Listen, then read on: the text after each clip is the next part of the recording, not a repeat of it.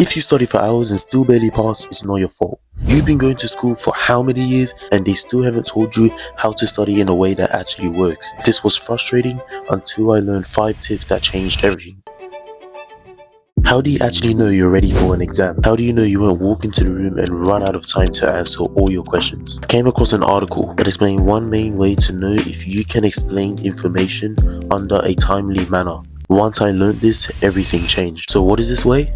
The 7-minute rule. Set a timer for 7 minutes. And if you can answer a question in under 7 minutes, then you're ready for the exam. This technique teaches you perfect pace so you never run out of time. But this tip only works if you actually know the content. So how do you actually study productively? To sit at my desk for hours just to feel like I was being productive.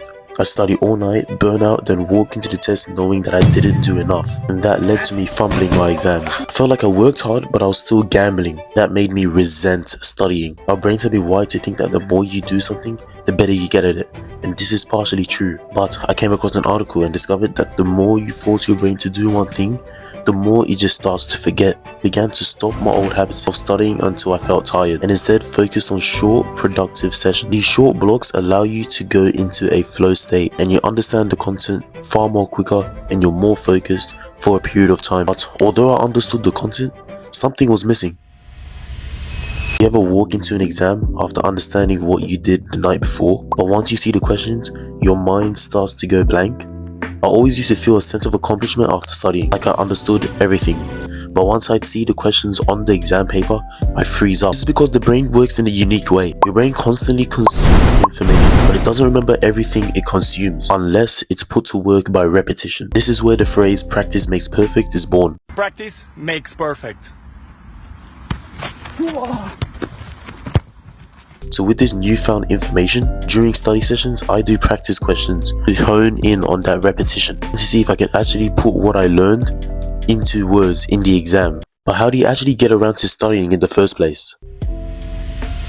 Guilt of not studying would eat me up. I knew if I wanted to succeed at school, I had to do it, but I just didn't have any motivation to. That's when I realized something.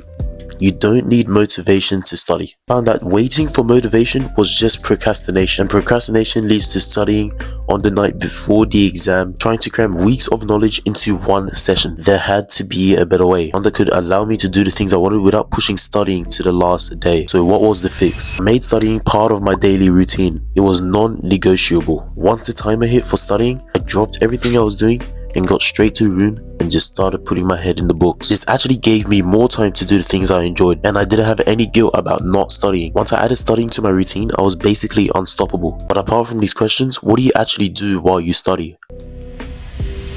Do you ever sit down, get to studying, and actually realize you don't know what to do? This was me. I'd read over notes, and while they seemed productive, I wasn't getting the most out of my study sessions. This led to me procrastinating. What do you do during studying? Active recall is a great study technique to help you actually retain the information that you've learned. I knew how to study effectively. I knew how to practice. Studying was part of my routine, good study techniques, and I used the 7-minute rule. Do you know all these tips? Now it's up to you to use them. How do you actually study effectively in the first place?